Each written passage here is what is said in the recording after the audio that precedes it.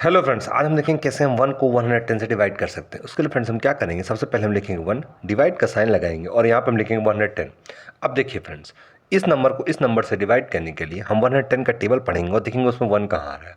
तो देखिए 110 इंटू 1 होता है फ्रेंड्स 110, जो कि 1 से ज़्यादा है तो हम इसको नहीं ले सकते। तो हम क्या करेंगे फ्रेंड्स, 110 इंटू 0 होता है 0, जो कि 1 से कम है तो हम इसको यूज़ करेंगे। तो 110 इंटू 0 इक्वल टू 0।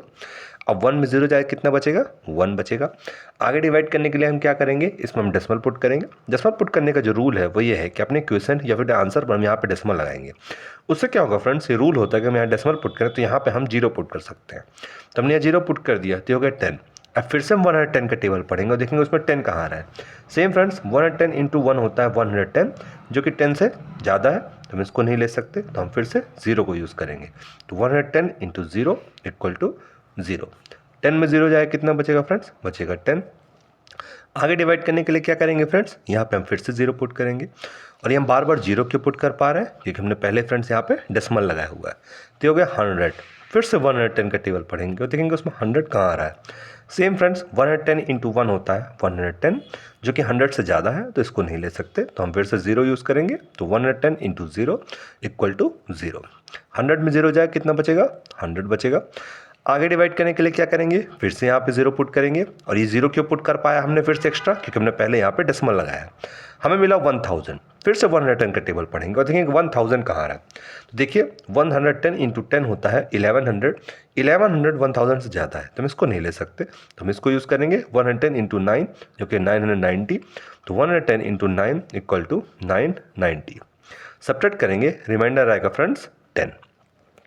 अब देखिए 10 तो डायरेक्ट 110 से डिवाइड होगा नहीं, तो हम क्या करेंगे, हम 110 का टेबल फिर से पढ़ेंगे और देखेंगे उस पर 10 कहाँ आ रहा है। सेम फ्रेंड्स, 110 इंटू 1 होता है 110, जो कि 10 से ज़्यादा है तो इसको नहीं ले सकते। तो फिर से 0 यूज़ करेंगे। तो 110 इंटू 0 इक्वल टू 0।